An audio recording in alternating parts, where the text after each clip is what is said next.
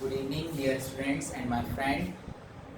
आपका स्वागत है अपने YouTube channel Gurudev chemical engineering. मेरा नाम है हेमंत अहिरवार और मैं आपको आज पढ़ाने जाऊंगा केमिकल इंजीनियरिंग की कुछ फंडामेंटल्स तथा कुछ इंटरव्यू के टिप्स जो उन स्टूडेंट्स के लिए जो अभी पास आउट होने वाले हैं, क्योंकि उनकी कॉलेजेस में कुछ कंपनीज आती हैं तथा कुछ प्लेसमेंट्स आते हैं जो कि उनके लिए बेनिफिशियल होंगे। तो इस वीडियो के लास्ट तक बने रहें और मेरी वीडियो देखते रहें। अगर आपको वीडियो अच्छी लगे तो उसको सब्सक्राइब तथा लाइक करें। और आप चलिए स्टार्ट करते हैं हम अपनी वीडियोस, जिसमें सबसे पहले हम डिस्कस करेंगे केमिकल इंजीनियरिंग क्या होता है। केमिकल इंजीनियरिंग में it is the branch of the engineering which is use the principle of the chemistry, physics, mathematics, biology, economics to efficient use to produce the design, transportation, energy and materials. That is called the chemical engineering. अब chemical engineering में ये हम क्या क्या करते हैं, किन किन ब्रांचेस का यूज़ करते हैं? केमिस्ट्री का, फिजिक्स का, मैथमेटिक्स का, बायोलॉजी का, इकोनॉमिक्स का। क्यों करते हैं? क्योंकि हमें एफिशिएंटली वर्क मिल सके और हमारा जो एनर्जी और मटेरियल हमें प्राप्त हो। जैसे कि एक केमिकल इंजीनियर क्या होता है, अगर हम केमिकल इंजीनियर पे डिस्कशन करें, बिकॉज मैं भी एक केमिकल इंजीनियर हूँ। तो केमिकल इंजीनियर का एक किसी भी इंडस्ट्री में, किसी भी केमिकल इंडस्ट्री में बहुत ही बड़ा रोल होता है, जिसमें वो पर्सन जो किसी रॉ मटेरियल को एक फिनिश या फाइनल प्रोडक्ट में कन्वर्ट करता है, वो केमिकल इंजीनियर होता है। तो बेसिकली यहाँ पे मैं ज़्यादा टाइम वेस्ट नहीं करूँगा और आगे बढ़ूँगा, क्योंकि मैं आज कुछ क्वेश्चंस आपको यहाँ पर एक्सप्लेन करूँगा जो कि आपके प्लेसमेंट के लिए और जितने भी कॉम्पिटिटिव एग्ज़ाम होते हैं उनके लिए बहुत ही बेनिफिशियल होंगे, बहुत ही इंपॉर्टेंट होंगे। तो इसीलिए मैं आगे बढ़ना चाहूँगा। तो इसमें मैं जनरली यूनिट ऑपरेशन और यूनिट प्रोसेस के बारे में डिस्कस करूँगा ब्रीफ में। तो please screenshot.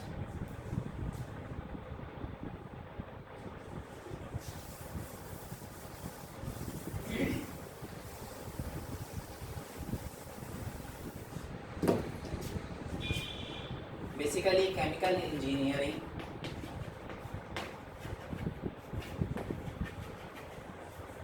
are divided into two parts. These two parts are the fundamental parts of the chemical engineering, are unit operation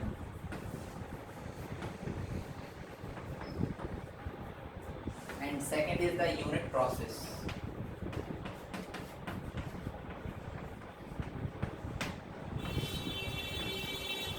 ये unit operation, unit process chemical engineering के वो दो फंडामेंटल, वो दो बेसिक पार्ट्स हैं जिनके बगैर केमिकल इंजीनियरिंग का कुछ भी इम्पोर्टेंस नहीं है। तो सबसे पहले हम यूनिट ऑपरेशन के बारे में डिस्कस करते हैं। यूनिट ऑपरेशन में हम किसी भी प्रोसेस में, केमिकल इंजीनियरिंग में, जहाँ पर किसी भी पार्ट में अगर हमारा फिजिकल चेंजेस होता है तो उसे हम यूनिट ऑपरेशन कहते हैं। It has physical changes.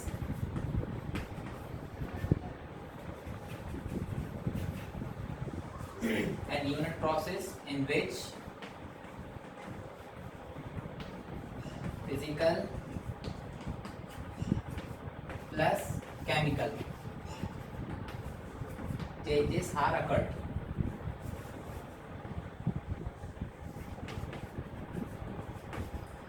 तो यूनिट ऑपरेशन केमिकल इंजीनियरिंग का वो पार्ट है जिसमें सिर्फ हम फिजिकल चेंजेस के बारे में पढ़ते हैं, और यूनिट प्रोसेस केमिकल इंजीनियरिंग का वो पार्ट है जिसमें हम chemical changes as well as physical changes के दोनों के बारे में पढ़ते हैं। तो हम चलिए कुछ एग्जाम्पल से समझते हैं unit operation.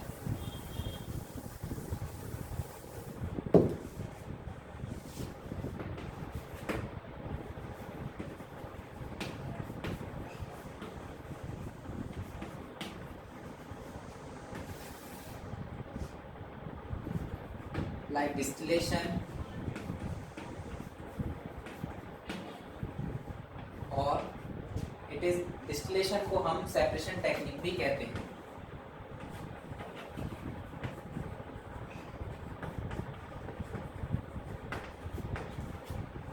second is the evaporation,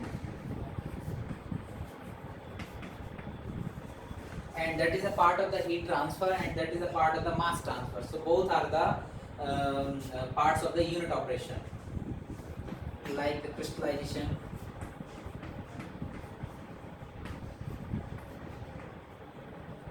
and etc. So these are the example of the unit operation: distillation, evaporation, crystallization. इनमें सिर्फ फिजिकल चेंजेस होता है, ना कि केमिकल चेंजेस। तो इसीलिए इसको हम यूनिट ऑपरेशन कहते हैं। आइए अब हम डिस्कस करते हैं example of unit process. Unit process में हमने देखा था कि जिसमें फिजिकल चेंजेस और केमिकल चेंजेस दोनों होते हैं उसे हम यूनिट प्रोसेस बोलते हैं। तो इसमें बेसिकली कुछ एग्जाम्पल हैं, like nitration, hydrogenation, reduction, oxidation, etc. So these are the example of the unit process. तो नाइट्रेशन, हाइड्रोजनेशन, रिडक्शन, ऑक्सीडेशन, ये हमारे कुछ एग्जाम्पल हैं जो कि यूनिट प्रोसेस को रिप्रेजेंट करते हैं। तो इनमें से कुछ एग्जाम्पल को हम थोड़ा सा रिएक्शन के थ्रू समझते हैं। लाइक हैबर प्रोसेस के बारे में आपने पढ़ा होगा।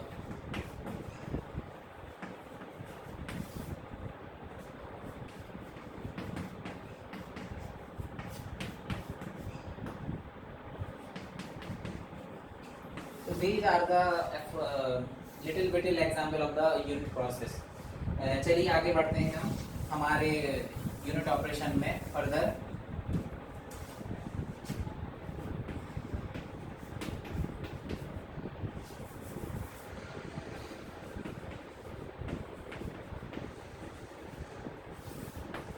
Unit operation basically are the fundamental principle of the chemical engineering, and it is consists of the mainly following parts, like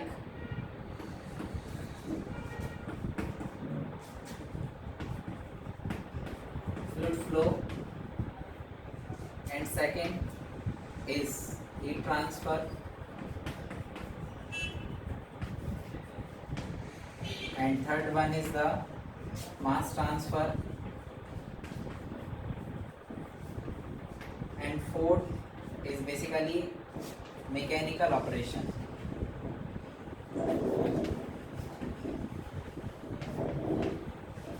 तो फ्लूइड फ्लो में जनरली इसका जो प्रिंसिपल होता है फ्लूइड फ्लो का, that is a pressure difference.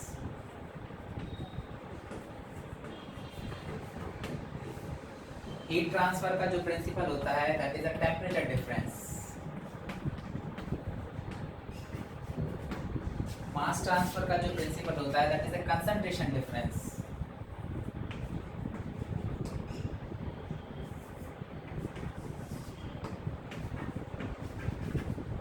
And mechanical operation का जो principal होता है that is a handling of materials.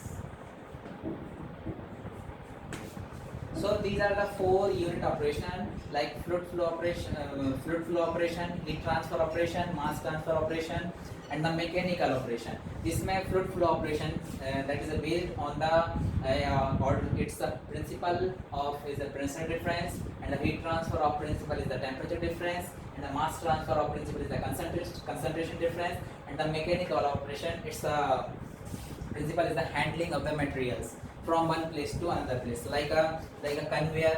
You may study in your syllabus like conveyors. There are different types of the conveyors or anything that you may have to be read in your syllabus. So now we will discuss about their examples.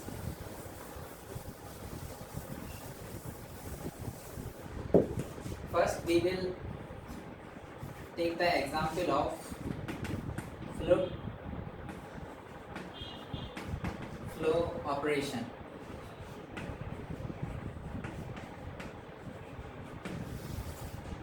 it is nothing but it's a transportation of fluid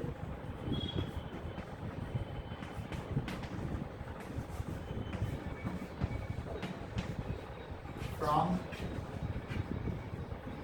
one place to another place by using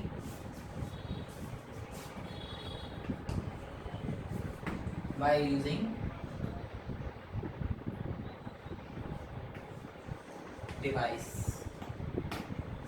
So it is the example of the fluid flow operation. That means that it is used this operation is used to transport the fluid from one place to the other place by using the any device. इस operation का इस हमारे इस प्रक्रिया का इस process का हम इसलिए यूज़ करते हैं किसी भी फ्लूइड को किसी भी लिक्विड को एक प्लेस से दूसरे प्लेस तक ले जाने हैं. जैसे अगर हम एक फ्लूइड को दूसरे प्लेस तक ले जाना है तो हम पंप का यूज़ करेंगे.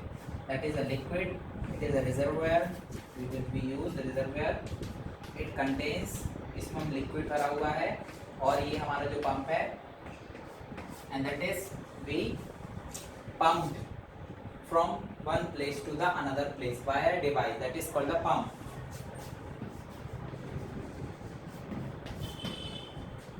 So this is for the about the fluid flow operation. Now the second one is the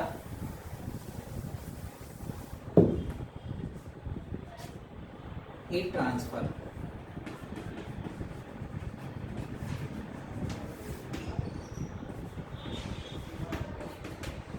So heat transfer are the some example are the evaporation,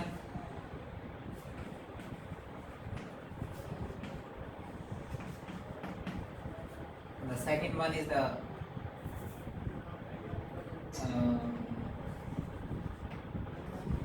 conduction, convection and radiation are the some example of the heat transfer. Now further we are going the next points which is mass transfer.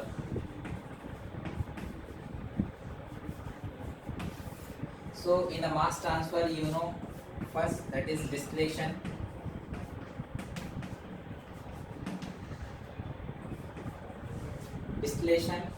and second is the crystallization,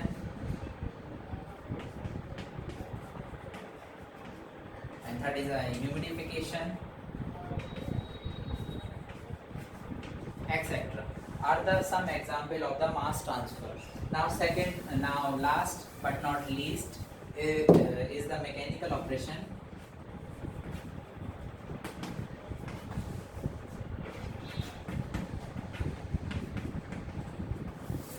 So some examples are filtration,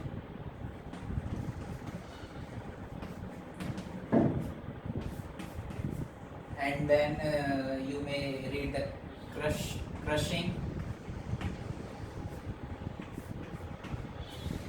and some example like pulverization,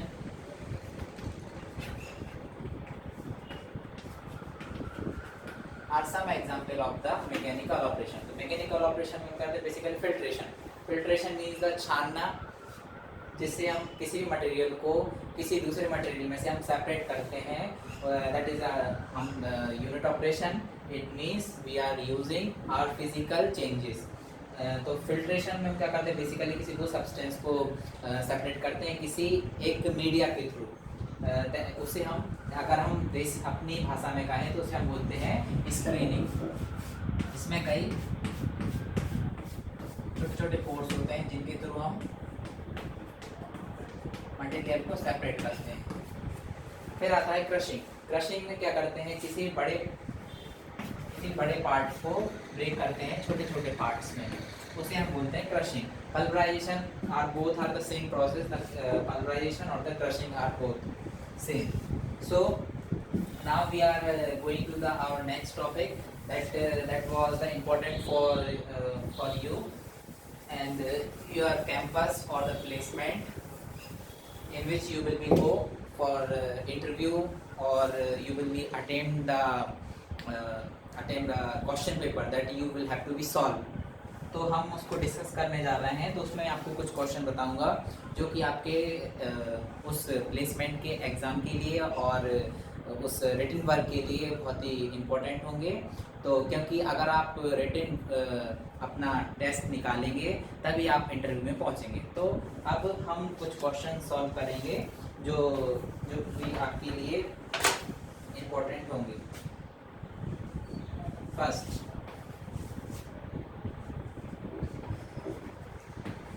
main constituents of natural gas, that is methane, CH4. It is called the methane.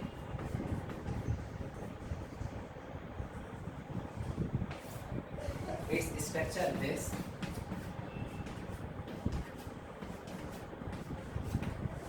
So main constituents of the natural gas, that is a methane, and its formula is CH4, where C is a carbon and H is the hydrogen. Now second question is, sweetening at a petroleum product means removal of the.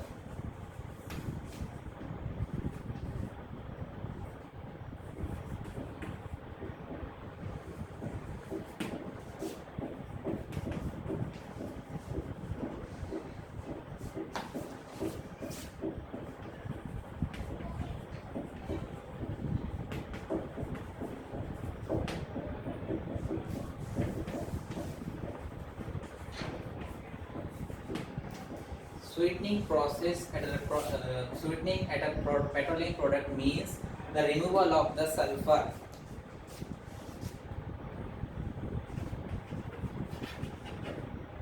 and its compound. So these are the many questions that is I explained, but it takes a lot of the time. So that's why I give you the PDF on my descriptions. So you may download their PDF. Generally we are discussing about some questions like जैसे कि kerosene should have the kerosene का जो smoke point होना चाहिए वो कैसा होना चाहिए, हाई होना चाहिए। अगर केरोसिन का स्मोक पॉइंट अगर लो हुआ, that is not the sufficient for the kerosene. Viscosity index. So viscosity index is nothing but it is reduce the viscosity of the crude. Viscosity index.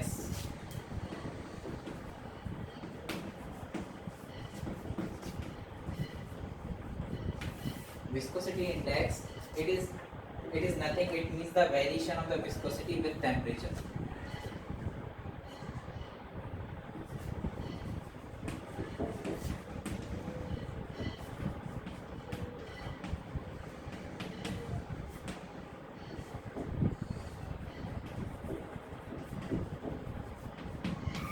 So viscosity index means क्या होता है कि जब viscosity में किसी भी crude oil की या किसी भी ऑयल की विस्कोसिटी में अगर चेंजेस आते हैं तो किसके थ्रू आते हैं, टेम्परेचर के थ्रू। अगर कोई भी चेंजेस आता है तो उस वेरिएशन को हम बोलते हैं विस्कोसिटी इंडेक्स।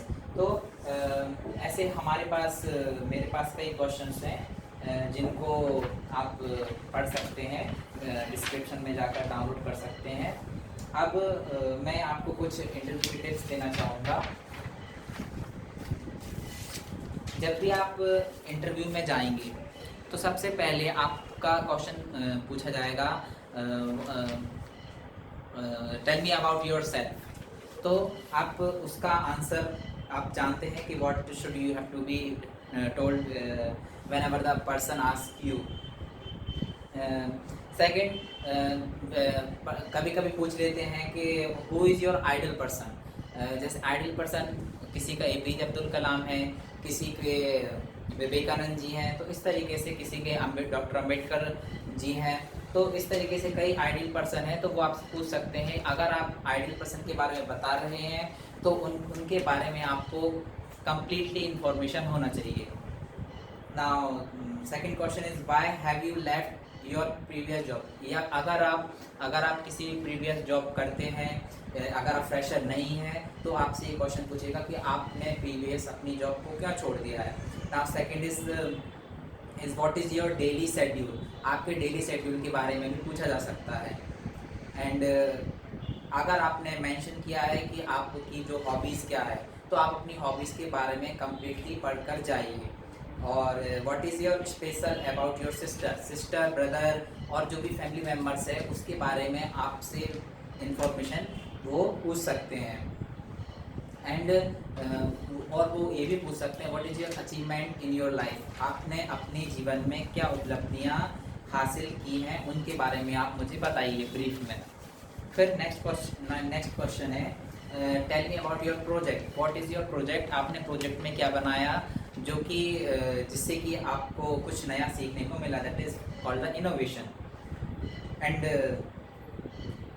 जब भी आप रिटन देंगे, रिटन के बाद आप क्वालिफाई होंगे, क्वालिफाई होने के बाद जब आप इंटरव्यूअर के पास जाएंगे तो वो कुछ पॉइंट्स नोटिस करता है। तो वो कुछ पॉइंट्स हैं honesty, originality, confidence, team player, long term employ, your interest in job, that is the some points are written by the interviewer in whenever you will be go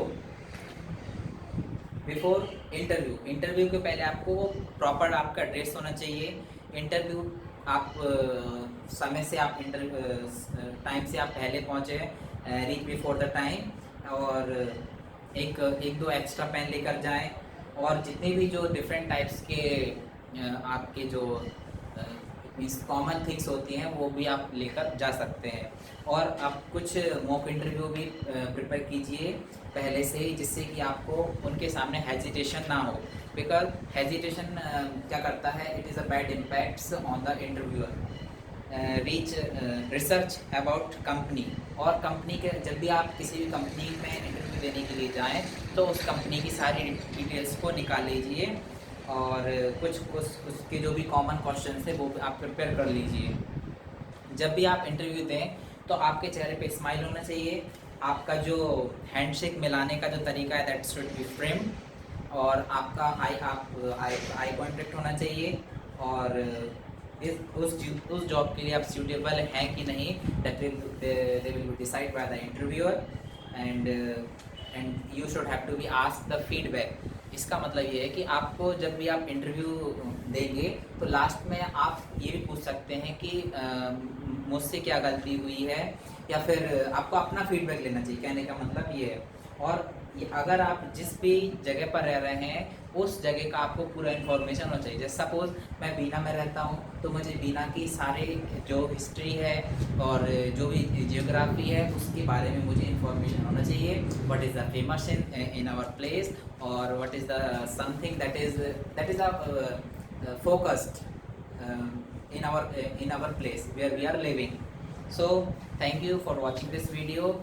If you want to more video then you may comment, and thank you for watching this video.